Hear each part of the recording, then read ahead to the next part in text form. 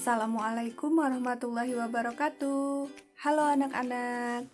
Kembali lagi dalam pelajaran tematik kelas 5, tema 2, subtema 2, pembelajaran yang kedua. Sebelum kita memulai pelajaran, mari kita berdoa terlebih dahulu. Berdoa dimulai. Berdoa selesai. Mari simak dengan baik materi berikut ini. Nah, di gambar ada Kakek Husen.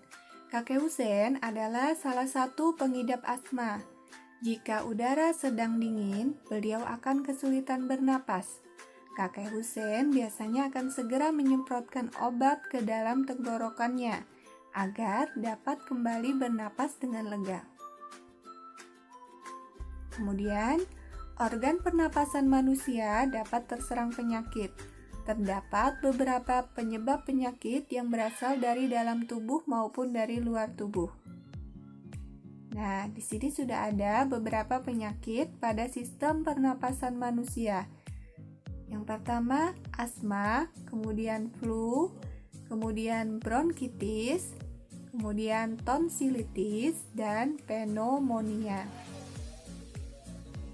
Nah, penyakit yang pertama yaitu asma.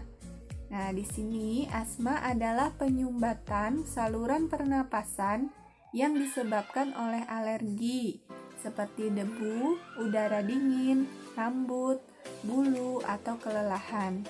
Nah, gejalanya yaitu dada terasa sesak, batuk, napas terasa berat, dan napas berbunyi. Kemudian cara mengobatinya dilakukan dengan memberikan inhaler. Alat tersebut berfungsi untuk memasukkan obat ke dalam saluran pernapasan secara langsung dengan cara diisap melalui mulut. Nah, ini ada gambar saluran pernapasan yang normal dan juga saluran pernapasan yang terkena penyakit asma. Ini ada contoh Kakek Husen yang sedang menghirup inhaler. Nah, penyakit yang kedua adalah flu. Flu adalah gangguan pernapasan yang disebabkan oleh virus. Gejalanya adalah sakit kepala, demam, hidung tersumbat, badan terasa letih, dan nafsu makan berkurang. Cara mengobati flu dapat dilakukan dengan minum obat sesuai resep dokter dan meningkatkan daya tahan tubuh dengan meningkatkan makanan bergizi. Nah, penyakit yang ketiga selanjutnya adalah bronkitis.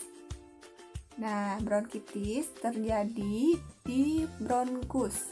Pada gambar sudah ada dua contoh, bronkus normal dan bronkus yang terkena penyakit.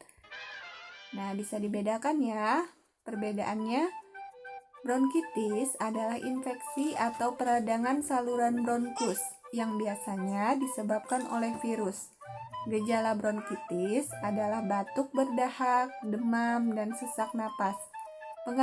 Pengobatan bronkitis dapat dilakukan dengan minum obat sesuai resep dokter, istirahat yang cukup, serta mengkonsumsi makanan yang sehat gizi.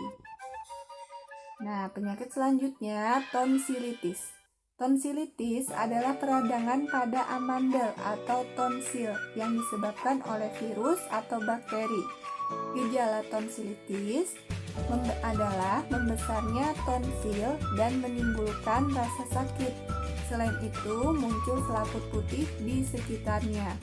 Pengobatan tonsilitis dilakukan dengan minum obat sesuai resep dokter, serta mengkonsumsi makanan dan minuman yang bersih. Nah, tonsilitis ini biasanya terjadi pada anak-anak. Biasanya kita kenal dengan penyakit amandel ya. Nah, selanjutnya pneumonia. Pneumonia adalah peradangan pada bronkiolus dan alveolus karena infeksi bakteri. Bakterinya namanya Streptococcus pneumoniae, virus atau jamur. Kemudian, gejala pneumonia adalah batuk dengan dahak berdarah, sesak napas, nyeri dada, dan demam yang tinggi. Cara mengobatinya dilakukan dengan minum obat sesuai resep dokter. Nah, di gambar ini adalah contoh pneumonia. Ada bronkus dan alveolus yang bagus. Kemudian yang ada kuningnya yang di bawah ini adalah bronkus dan alveolus yang terkena pneumonia. Selanjutnya, pada gambar sudah ada beberapa macam tarian daerah. Nah, gambar di atas adalah beberapa tarian khas Indonesia. Hampir semua tarian Nusantara menggunakan properti. Properti tari adalah segala kelengkapan dan peralatan yang digunakan ketika pertunjukan tari.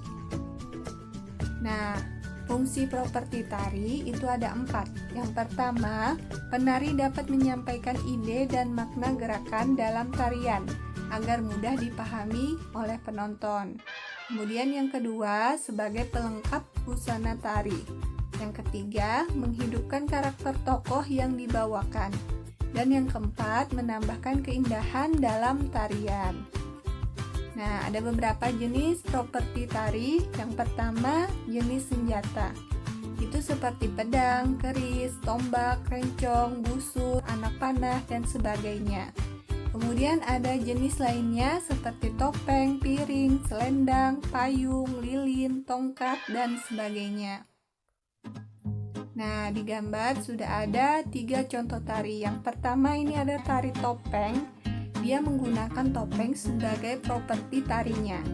Kemudian yang di atas, yang perempuan semua itu adalah tari gambyong. Nah, properti tari yang digunakan adalah selendang.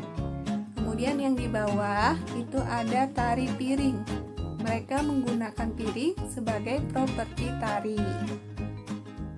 Sekian materi hari ini, semoga dapat dipahami dengan baik. Terima kasih, sampai jumpa lagi. Wassalamualaikum warahmatullahi wabarakatuh.